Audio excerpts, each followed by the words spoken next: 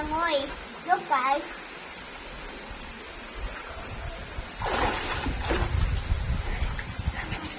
What happened last night? My tata is drunk. And my mom did fight.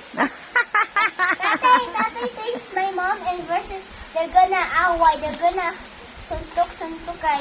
What? And You're very exaggerated, huh? tatay tulas. Dulas. And he have some of these. He said because he is bad. Why? Why I'm bad? I'm Nanay, only drunk, not bad. tell it, nanay. What should I tell? That I drank and get angry. Yeah.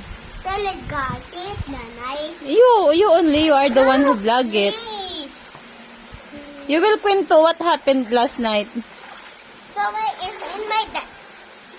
dad cried. Why he cry? Because he's drunk. Not he, you. Because he drink halo, right? Yeah. And what happened? Drunkenness. So my dad, look at guys. Tatay Hab. Bakit? Basta, halika dito, dyan ka. So, this is the samad, guys. Samad. What is a mad? Sugat. See? Because It's he not pulas clear. Yeah. of his drunkenness. And he keeps saying bad words. No.